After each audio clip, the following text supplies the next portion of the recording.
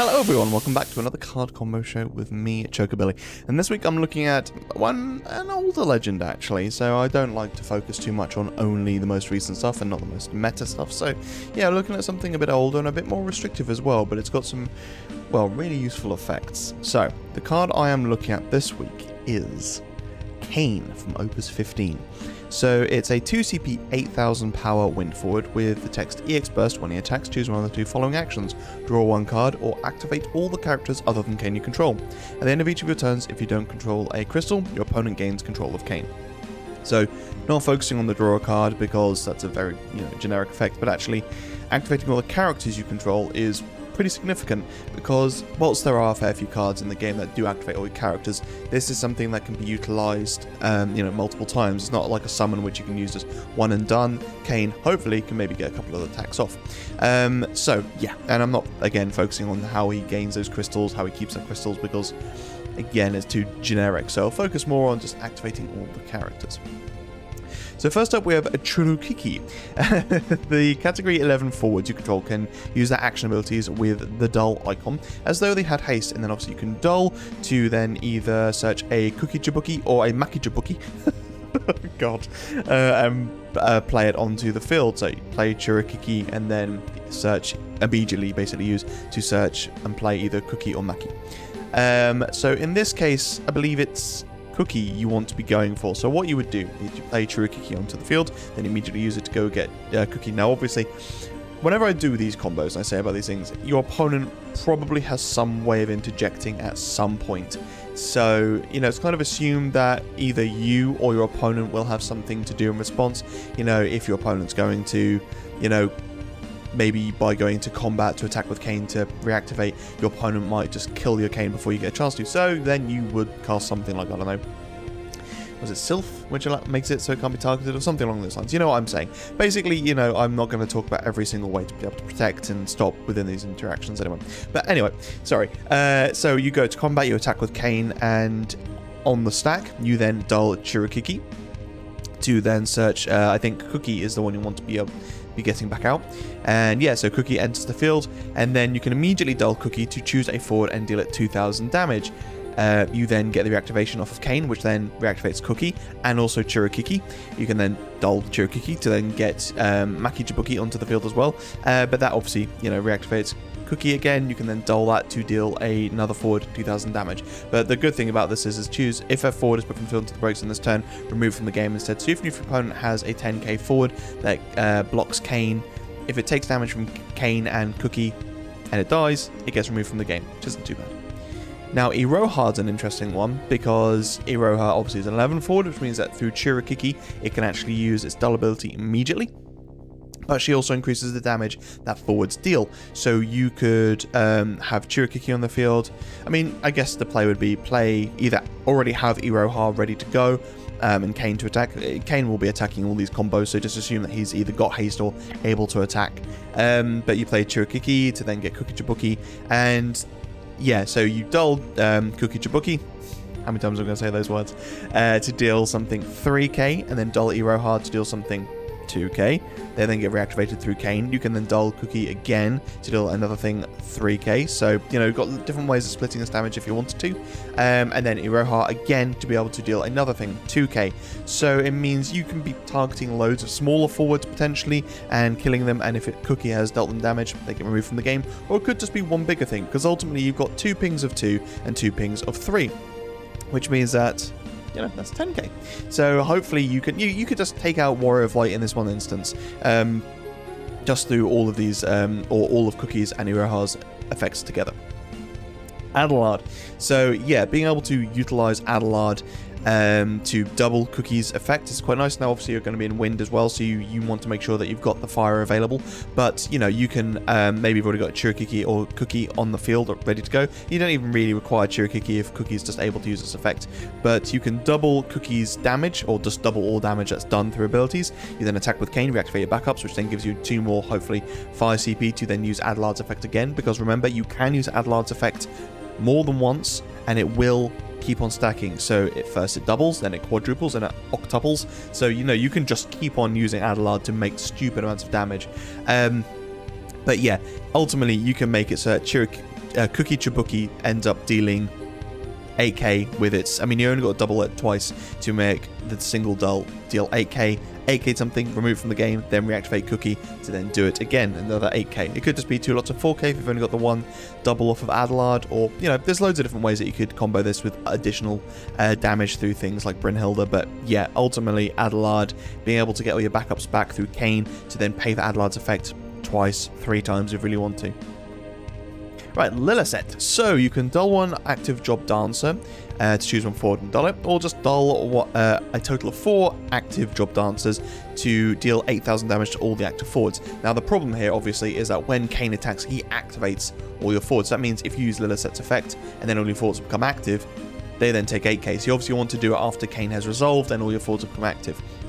But still, because it's all your characters and you can use Lillicet to, you know, you can dull backups as well as forwards with Lillicet's effect. It means that rather than just dealing 8k to all your opponent's forwards, you just dull, or you just get them out of the way using Lillicet. You can dull your backups, you can dull your forwards, just move all the blockers out of the way, attack with Kain, reactivate everything on your opponent's turn. You've then got Lillicet still there to be able to dull loads of things out of the way. Cecil, apologies for the crappy resolution of the image, but for some reason this card, and I think one other card later in the episode, aren't on the official browser, and that's where I get most of the images from, so there you go. Yeah, again, ultimately dull 2 active category 4 characters, choose one forward, dull it, dull 4 active category 4 characters, choose one forward, deal it 8k.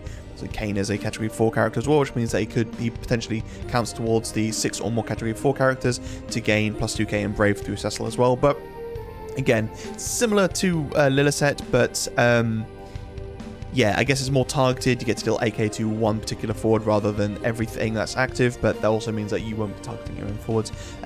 So yeah, you require a few more things on the field of the same type to be able to move things out of the way, but they also gain buffs and gain Brave, so not the end of the world. Refia. So you can, at the beginning of your attack phase during each of your turns, activate all the job Warrior of Lights you control. When 4 more dull characters are activated by this effect, draw 1 card.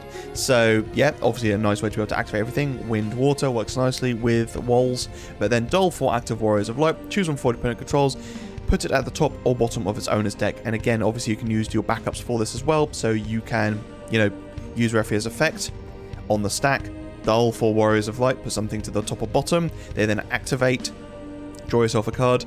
You can then attack with Kain on the stack, use Refia's effects again, put something else at the top or bottom, they all activate. Now you don't get a draw this time because Refia does specifically state when they're activated through that first effect, but then you get all your Warriors of Light back up again, and then if you really want to, you can use it a third time to then put a third forward to the top or bottom of your opponent's deck.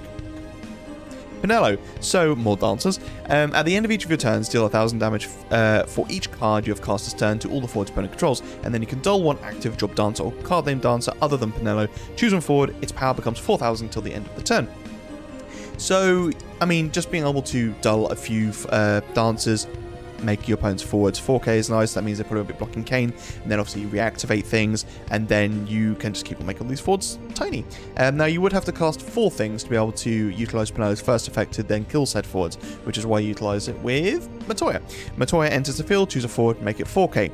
You can then dull Matoya for Pinello's effect to make another forward 4k. You then attack with Kain, reactivate all your backups to then use Matoya's effect to be able to pay 3, put Matoya into the break zone, deal 4,000 damage to all the forwards your opponent controls. So just through playing Matoya and attacking with Kain, you've then managed to kill hopefully 2 of your opponent's forwards. Obviously you could have you probably will have other dancers on the field to set other forwards to 4k if your opponent has more, but yeah, it's a nice way to be able to hopefully get rid of all those forwards. And then if your opponent does have a forward that is more than 4k through maybe some sort of static buff like Lulu, you then pass turn, you've cast Matoya, at least 1, so you get to deal an additional 1k with Pinello, but maybe you've cast a couple of things this turn, so you know, for each card you've cast, Pinello deals 1,000. Nice way to be able to clear the board, hopefully. Hope. So yeah, being able to activate everything and then Hope kind of stack upon that and choose 2 additional characters and activate them again is really, really nice. Now bear in mind that dull characters have to become active. You can't just activate everything, leave them active, and then get 2 additional actives. Obviously that would be bad utilization of the reactivation anyway, but it's just worth noting that Hope has to make sure that those things are going from dull to active to then trigger.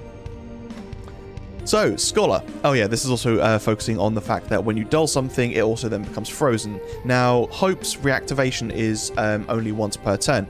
So yeah, when a dull character you control becomes active, this effect will only trigger once per turn. But when an active character opponent controls becomes dull due to your summon's abilities, freeze it. You can do that as many times as you want. So, provided you've cast a summon this turn, you can then use Scholar, dull, choose one forward, dull it. You can only use the ability if you've cast summon this turn. So, let's say you've cast a summon, I don't know what, and then you can use Scholar.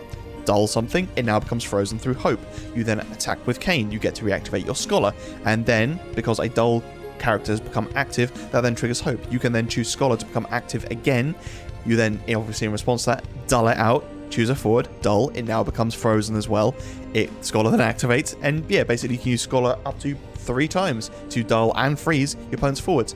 If you've got 2 Scholars on the field, you could use it, well, the effect is total 6 times, which is ridiculous. Edward. Now, yeah, it's a bit harder to rationalize Edward these days, given the fact that we have Yunalesca on the field, Yunalesca in the game.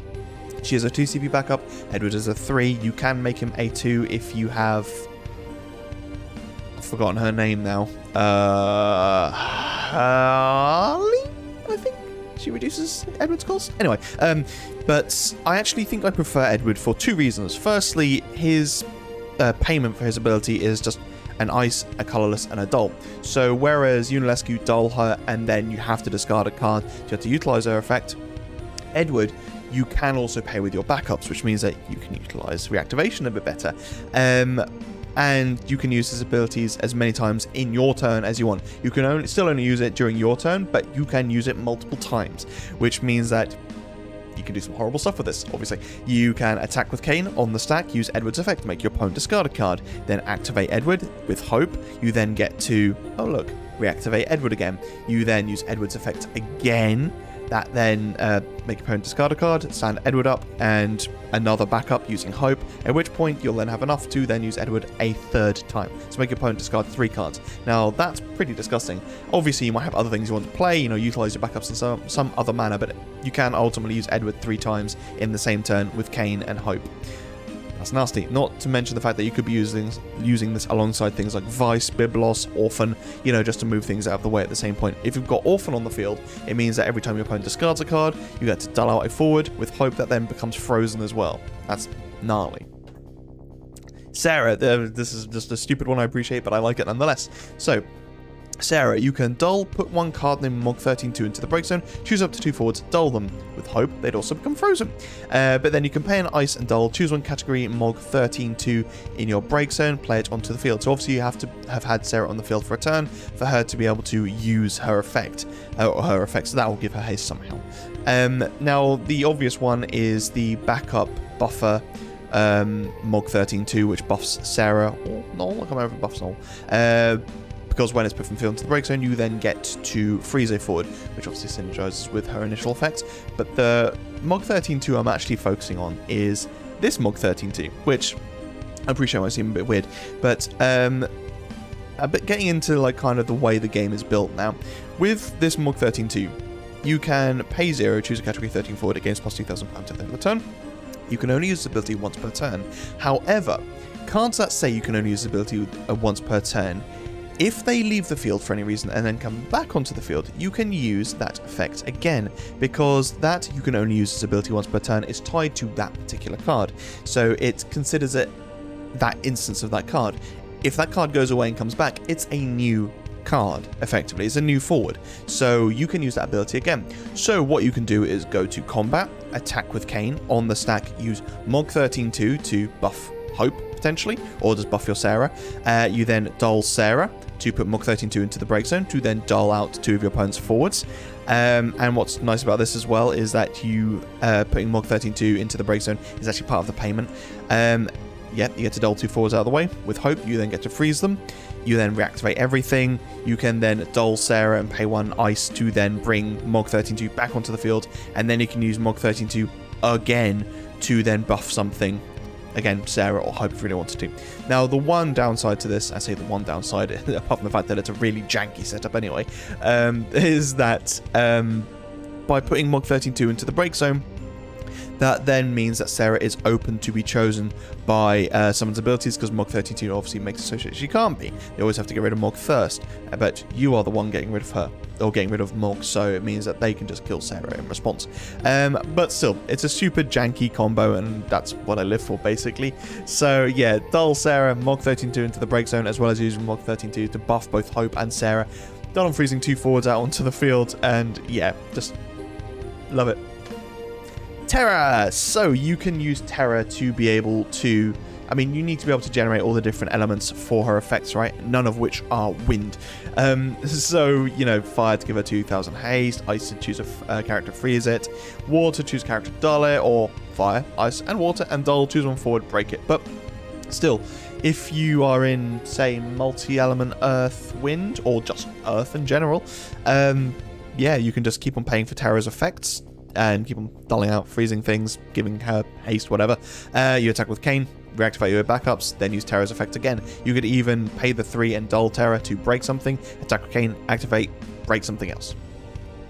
Fland it. Choose one forward your opponent controls. If your opponent doesn't pay 1, it cannot attack or block this turn. So you can maybe got a couple of Flandets on the field, you dull them both before you go to combat, obviously. Dull them both to make your opponent have to pay 1 for a forward to be able to block.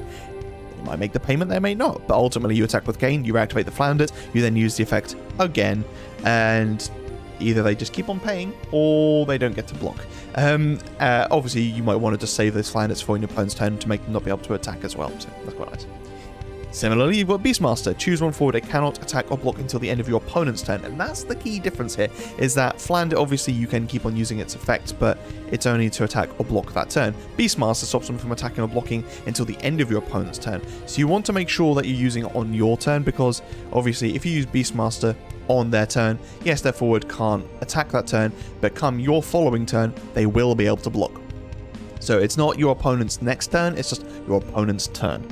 So, yeah, make sure to use Beastmaster on your turn. You then attack with Kain, reactivate Beastmaster, and just basically make it so that their forwards can neither attack or block. Yeah, I quite like it, personally.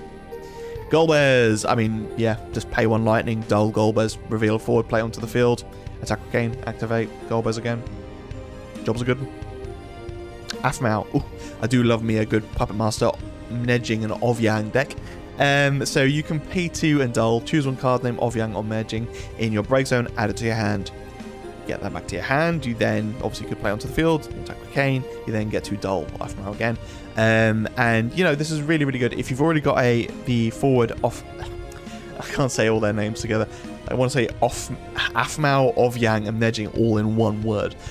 You could have the card which is both Ovyang and Nedging on the field, and I think Shield Bash is the name of the S ability, to just discard an S, choose a forward, deal it 9k, or Dispel to choose a forward, it loses as a text, basically. So being able to keep on repeatedly using that effect with Aphmau is fantastic. I really like that little card. So yeah, being able to use Aphmau, or repeatedly using Aphmau to get back the card, and you know, even though you may have to pay 2 for Aphmau's effect, you're getting everything back anyway. I don't think that's so much of a cost, to be honest. Andrea Redea, so dull 2 active, category 7 characters. All the forward opponent controls lose all their abilities until the end of the turn. So on your turn, you dull Andrea and something else. All your opponent's forwards lose their abilities. You attack with Kain, activate everything, ready to use in your opponent's turn as well. So it means that if they've got any static effects, they need to be able to use them immediately. Otherwise, Andrea Redea is going to just wipe them off the board. And it also means that you can, you know, just make it so that all your opponent's forwards lose their abilities, activate everything, and then dull Andrea Redea, put them into the break zone, and dull Cloud to then break said forward as well. So it might be that your forward had, or your opponent's forward had, some sort of protection. Andrea Redea, because he doesn't target anything when he removes their abilities, it means that even if they've got protection, they still lose their abilities, and then you can target them with the second effect once they're reactivated through Kain. Yuna, dull, choose one forward until the end of the turn, it loses 2000 power for each forward you control. I mean, you're going to have at least Kain and Yuna, hopefully something else. Dull Yuna, minus 4, 6, 8, 10k on something. Attack again, reactivate Yuna, dull again. Just keep on popping things, basically. Both the air. So, you can dull 2 active job Sky Pirates. Choose one Sky Pirate forward until the end of the turn. It gains plus 2000 power and haste. So it means that you could dull, because obviously you can use the backups for this as well. you could potentially dull Balthier, and let's go with the Fran backup to give Balthier haste. You then attack with Kain. That then activates Balthier, so he can then use his own effect, attack with him, and then, dull, Fran and other things to then be able to give other forwards haste. Basically, it means that you can give a lot more things, more power and more haste if you want to, using Kain and Balthier together.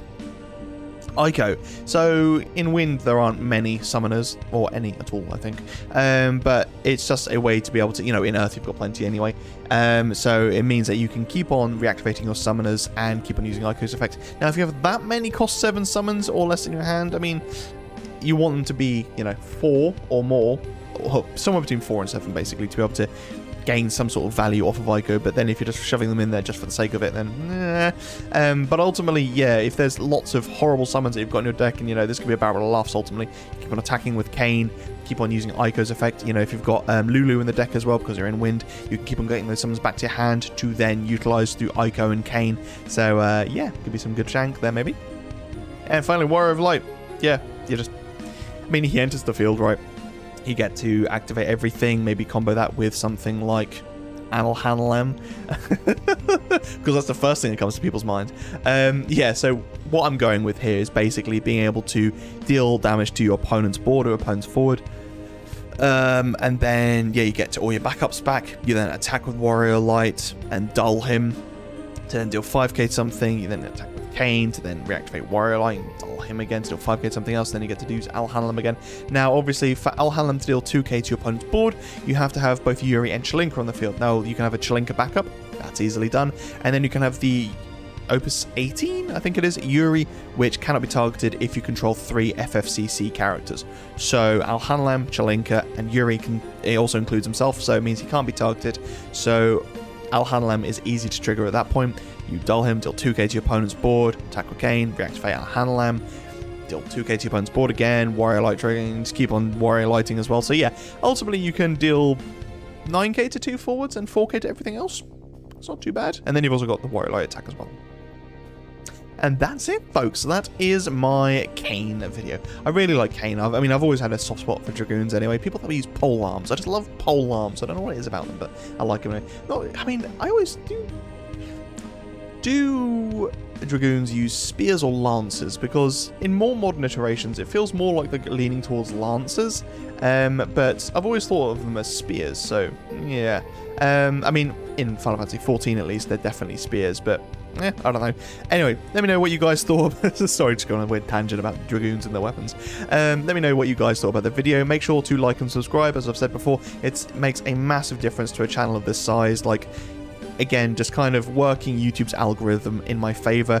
Just a single additional like, a single additional comment really, really does make a difference, because it funnels more people towards my content, and then it snowballs and more people start liking it, and I get to make more content because, the more people that watch it, it's worth more of my time, and therefore I can just keep on dedicating more of my time to this. Anyway, thank you so much for watching, guys. Stay safe, be lucky, and I'll see you in the next video.